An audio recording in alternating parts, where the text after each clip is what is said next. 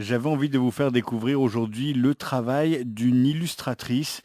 Un peu plus qu'une illustratrice, on va le savoir tout de suite avec Aurore Peuffier, plus connue sous l'alias de Aube. Bonjour Aurore. Bonjour. J'ai décidé de vous contacter pour qu'on puisse parler de ce que vous êtes en train de proposer sur Ulule, une campagne participative autour d'un ouvrage qui allie magie et cuisine. On va y revenir dans quelques instants. Avant, j'aimerais qu'on vous découvre un peu plus. Vous êtes illustratrice, mais vous faites un peu plus qu'illustrer. Vous vous intéressez au dessin, au cinéma et à tout un tas de choses. Comment vous en êtes venu à dessiner? À dessiner, je pense que tout le monde dessine, c'est juste que moi j'ai jamais arrêté et il se trouve que j'ai beaucoup d'histoires en tête. J'ai toujours adoré raconter des histoires. D'abord je les écrivais et puis en fait je n'arrivais pas à poser les mots sur les images que j'avais dans la tête et du coup il a fallu passer au dessin. Et donc ça donne plusieurs ouvrages, dont l'histoire de Mint, dont on va parler dans quelques minutes. Mais avant de parler de ce projet, vous pouvez nous dire déjà ce que vous avez publié, parce que c'est pas votre premier projet, hein. Oui, alors pour le moment, en fait, je fais que de l'autopublication et j'avais déjà publié dans des collectifs comme le Kiwizine et le collectif Rockabilly. Et par moi-même, après, j'ai sorti donc les chroniques de Mendish, tome 1 et 2. À la base, le tome 1 devait juste être une histoire, un one-shot. Et en fait, j'ai adoré l'univers et j'étais très frustrée de ne pas pouvoir écrire dans la seule BD tout ce que j'avais en tête. Donc j'ai décidé de faire plusieurs histoires. J'ai aussi sorti un artbook sur le thème des monstres féminins. J'ai écrit une courte BD l'an dernier qui s'intitule La chasse aussi.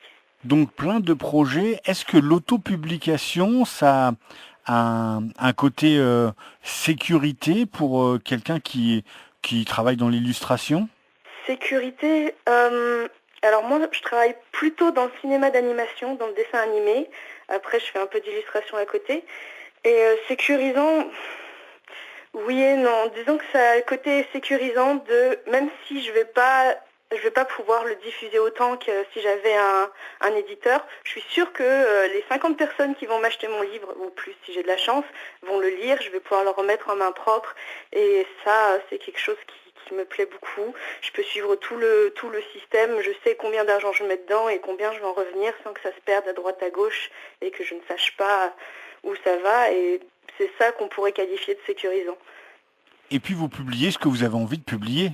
Aussi, surtout, je publie, j'ai une idée, je fais l'histoire et je n'attends pas 3 ans qu'il y ait un créneau de sortie et je fais ce que j'ai envie. Alors, jusqu'à la fin de la semaine, il reste quelques jours maintenant. On peut participer à ce projet des Chroniques de Mendish. C'est le troisième tome, c'est ça?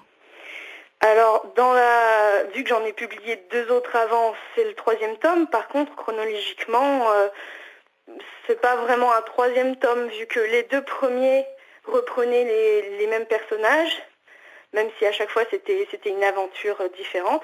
Et celui-là, c'est plus un spin-off sur l'un des personnages qu'on voyait adultes dans ses premiers tomes. Donc ce troisième tome, qui est troisième parce que c'est le troisième que je dessine, mais et peut se lire tout à fait indépendamment des autres. Et donc, on retrouve ce monde des cuisimages. Vous pouvez nous parler de ce monde? Alors, à la base, la toute base, l'origine de cette idée, c'est que donc comme je l'ai dit, je travaillais dans un collectif qui s'appelle le Kiwizine. Donc je travaillais sur l'univers de la cuisine. Et moi, ce que j'aime, c'est le fantastique aussi. C'est mon péché mignon. Et donc j'ai décidé de réunir les deux. Donc, avec une idée de base qui est on fait de la magie à base de cuisine. Et après, je me suis mis à réfléchir qu'est-ce que ça implique. La cuisine, c'est long à faire, ça met du temps de préparation, du coup les sortilèges sont longs. Mais si on utilise la nourriture qu'on est censé manger pour faire de la magie, qu'est-ce qu'on mange derrière? Comment l'économie, la politique se tournent autour d'une telle réflexion. Donc voilà, c'est l'idée de base et qui en fait peut être développée très loin. C'est un univers qu'aurait très bien pu faire un roman. Je pense que ça pourrait faire des romans. J'ai des gens qui m'ont proposé de faire des jeux de rôle aussi. Je pense qu'on peut faire de tout. Moi, j'ai plein d'autres histoires avec plein d'autres personnages différents. À la base, l'idée, c'était des chroniques. Donc, à chaque fois, changer de personnage et juste faire découvrir un côté de ce monde-là. Et j'aimerais bien continuer à le faire. Et donc il y a plein de choses à raconter encore sur ce monde. Et vous vous êtes servi d'Ulule pour donc ce troisième tome qui est l'histoire de Mint. Oui. Alors ce personnage, vous pouvez nous en dire un tout petit peu plus sans trop en dévoiler? Alors en fait dans les deux premiers tomes, c'est un personnage qui apparaît sans être le plus important. C'est une mercenaire qui fait de la cuisine magie à base de thé et dont on sait très peu de choses. Elle est juste badass et charismatique. Et donc on sait juste qu'elle vient d'une contrée orientale de Massaban. Et je voulais raconter son histoire, qui est une histoire qui me parle. Elle est née dans une famille, c'est la seule fille de sa famille. Et comment raconter sans trop raconter? Disons que l'histoire de base parle de ce problème que sa famille essaye de trop la protéger, il y a plein de dangers en effet, et que ça devient écrasant et qu'il faut qu'elle apprenne à sortir de tout ça, qu'elle prenne son indépendance en prenant le risque de se retrouver toute seule. Et on la recroisera plus tard en tant que mercenaire et toute seule, mais elle a fait son parcours. Et donc elle pratique cet art de la cuisine magie? Voilà, c'est une des cuisimages. Je pars du principe dans cet univers qu'il y a des gens, tel que je présentais l'univers, on dit, il y a des gens qui développent la cuisine à un très haut degré, on fait des plats merveilleux, et puis il y a parmi eux des gens qui peuvent instiller de la magie dès qu'ils commencent à cuisiner un petit peu. Et c'est quelque chose que je n'ai pas développé dans les deux premiers tomes, mais que je veux développer là, c'est que la magie, ça a un mauvais goût. Donc si on commence à cuisiner et que la magie se met dedans, on ne peut plus manger ce qu'on a cuisiné.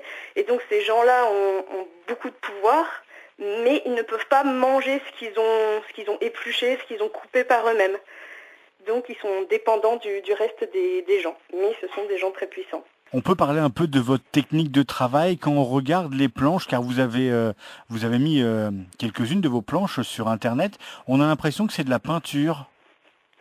Alors moi, pour ces BD, je travaille entièrement en digital, donc à la tablette graphique, parce que ça m'évite de passer par le scanner qui pourrirait mes couleurs et que je peux faire de nombreuses retouches.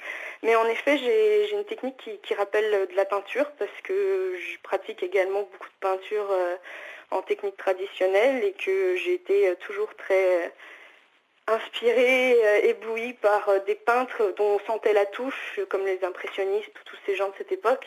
Et donc j'aime bien, quand je suis sur ordinateur, travailler tel que je travaille sur une toile. Et ça fait des dessins avec beaucoup de couleurs très chaudes. Bon, en l'occurrence, peut-être que l'histoire se prête. On voit des passages de désert, de marchés qui pourraient rappeler le Maroc ou les pays du Maghreb, mais c'est vraiment des couleurs assez chaudes. Oui, et notamment dans les planches que j'ai mises sont sur les premiers chapitres. Donc ce premier chapitre se passe dans le désert, aux abords du désert. Donc j'ai choisi une gamme qui en effet est très chaude. De toute façon, ça s'inspire de ces pays orientaux, la Turquie, le Maroc.